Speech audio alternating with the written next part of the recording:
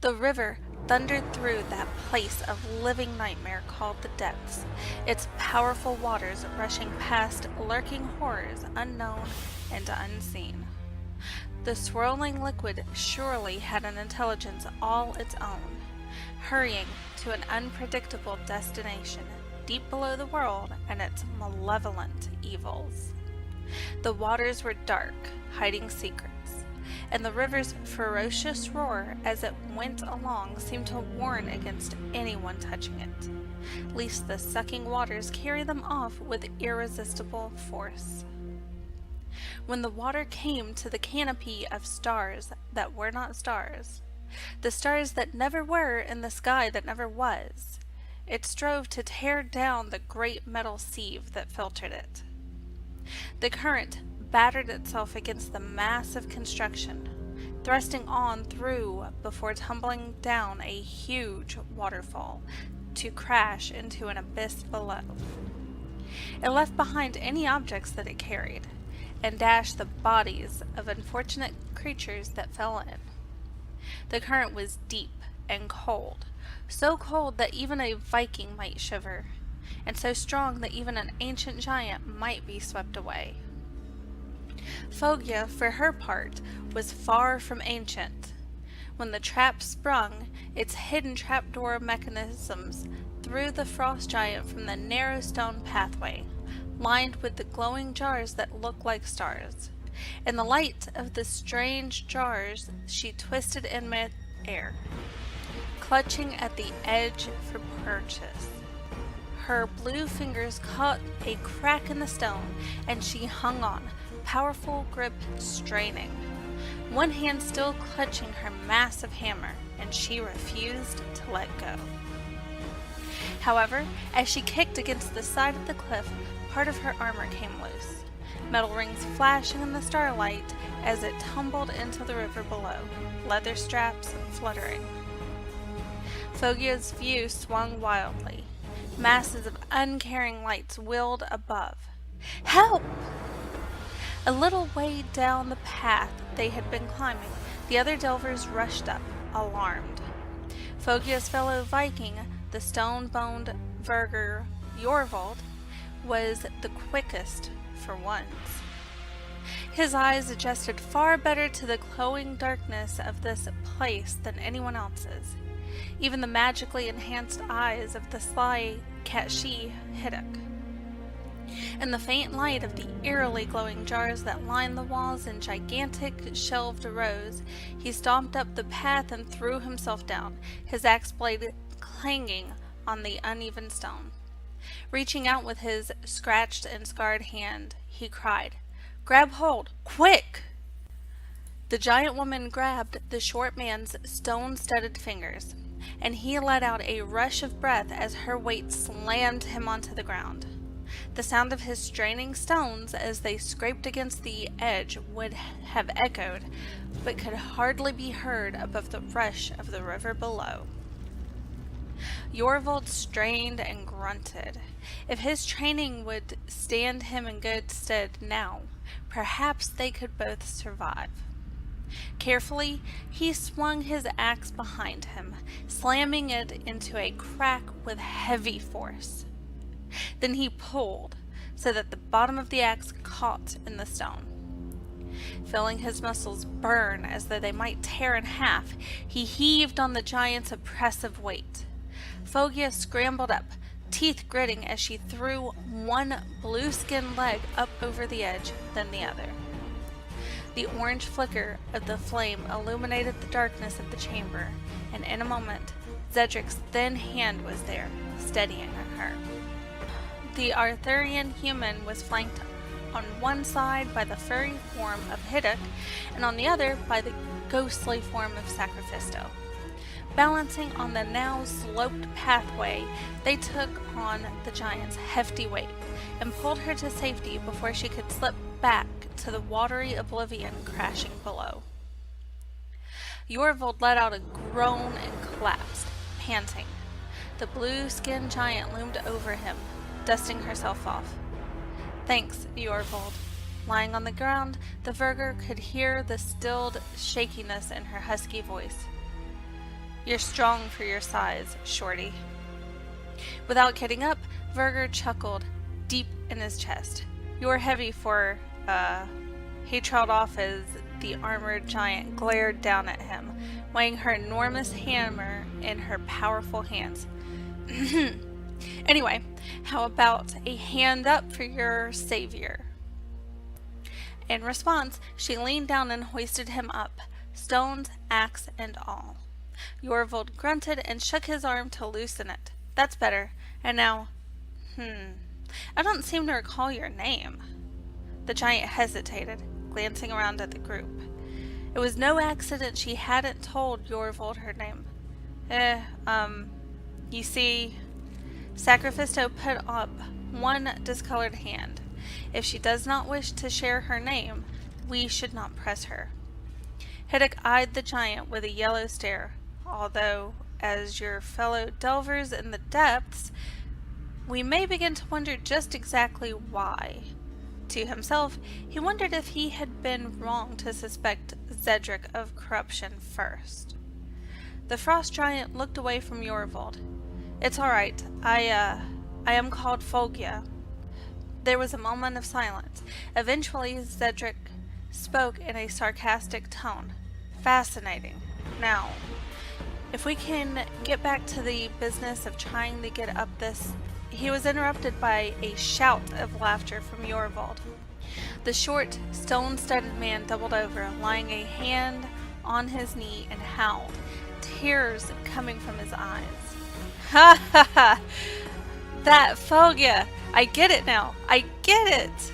Mystified, the folk from other realms glanced at one another, then back at the two Vikings. One turning a deeper sapphire color in her cheeks, the other barely able to breathe with his intense merriment. Yorvold gasped out, Right, well, no need to dwell on it.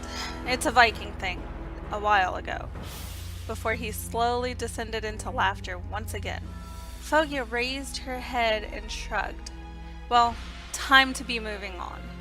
She strode up the long stone pathway without looking back, focused only on watching for more traps. Shaking their heads, the others followed, climbing after her. Yorvold brought up the rear, trying to catch his breath and wiping his face.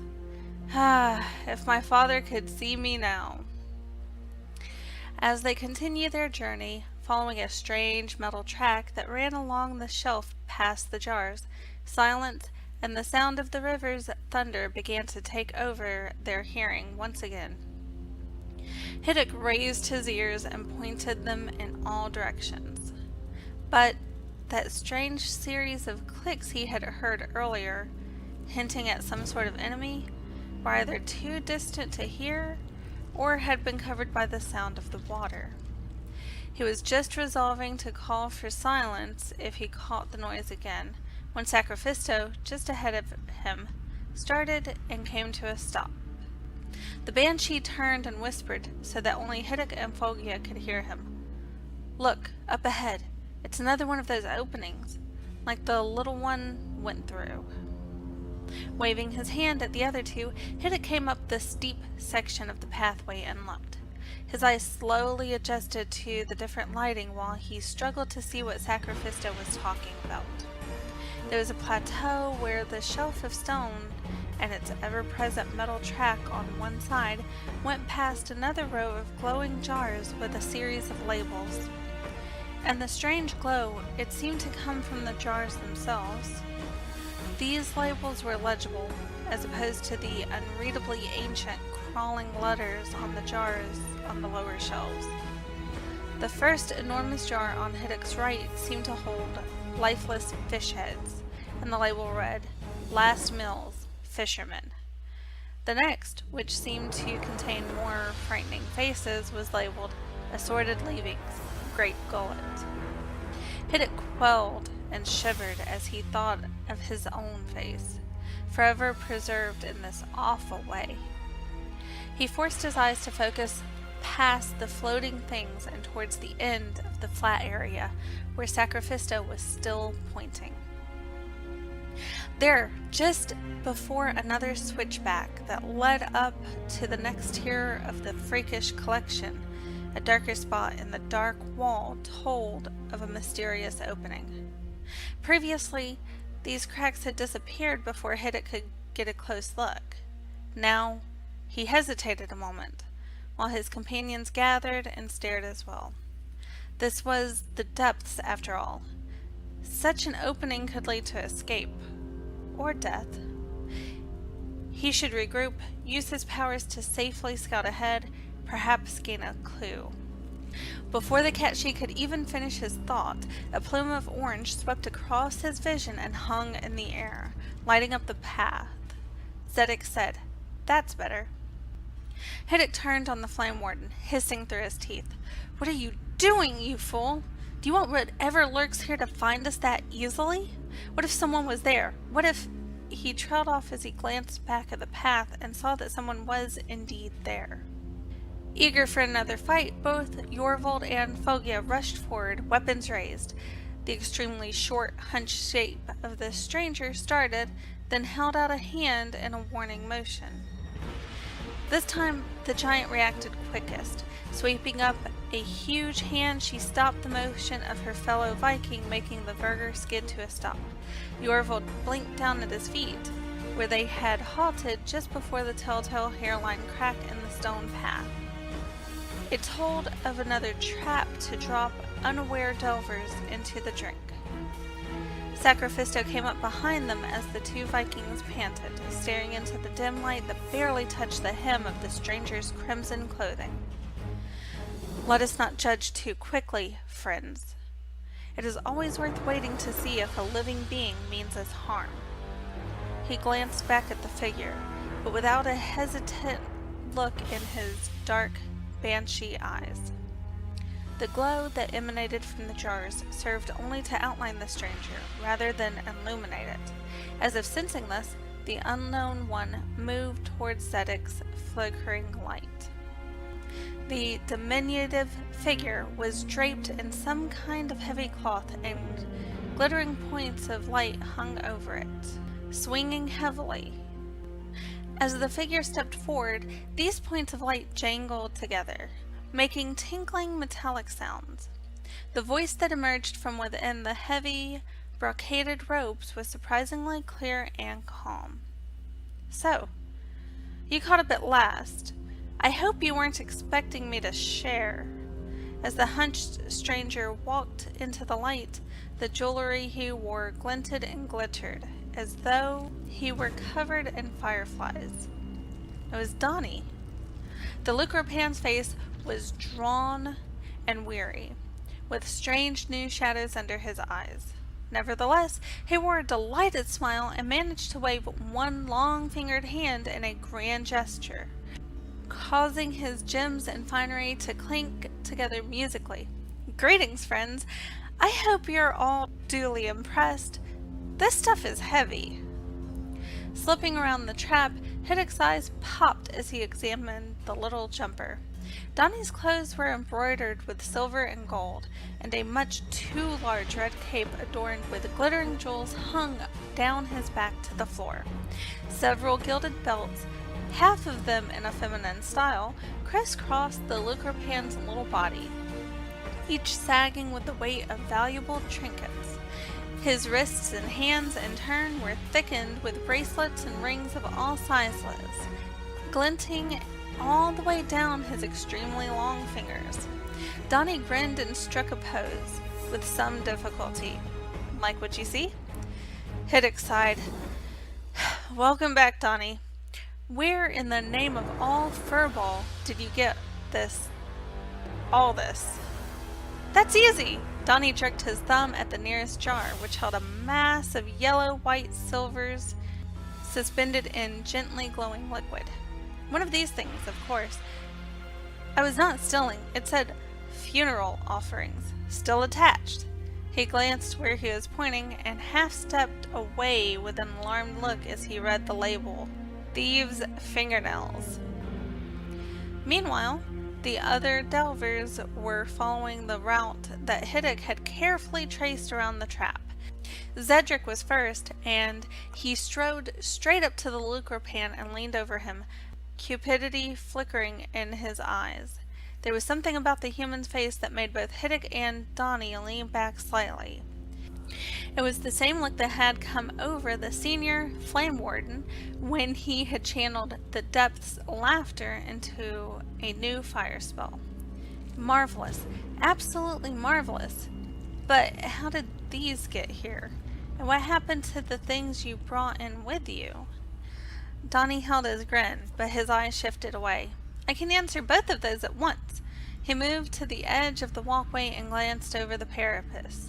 He seemed about to say something flippant, but then his eyes widened and his smile vanished. Oh, he's back. What do you mean? Foggia asked as she strode up next to the lucre pan, looming over him. Look, he pointed far down below, where one huge sieve threw up a white wave glittering in the light. A weird thing stretched over the river, like a metallic spider with telescoping limbs. In the glow reflecting off the water, it fished with its springy and probably thin arms, dipping into the furious torrent above the falls. From that point, clutching at various outcroppings of rock and the giant sieve itself, the eye could follow the disturbing extensions to a central body. However, instead of a spider's bulbous abdomen, a man's torso bobbed in the middle of the splayed out limbs. Concentrating intently, he scraped the sides of the huge sieve with his thin metallic arm and came up with a dripping set of chain links and soggy leather straps. As his arm retracted, the distant figure appeared to lean forward intently, studying the item as he backed toward the shadows. Below the man's midriff, there seemed to be a metallic construction with a central wheel. This he fitted to a metal track and paused. Then, as if suddenly becoming aware that he was watched, he started to look up.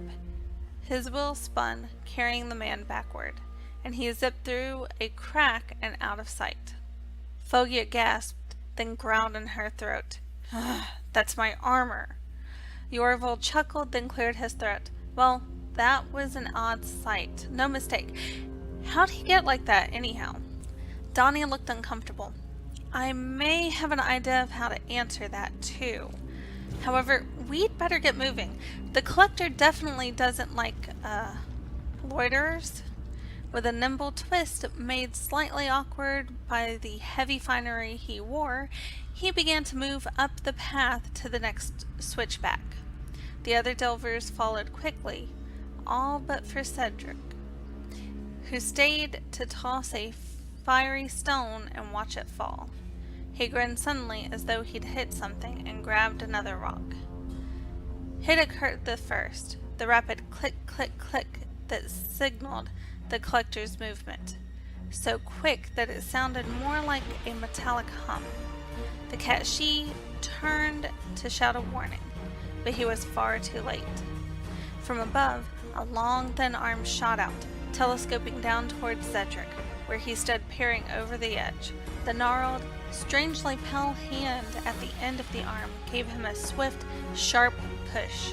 With a shocked look, the human dropped like the stones he had been throwing.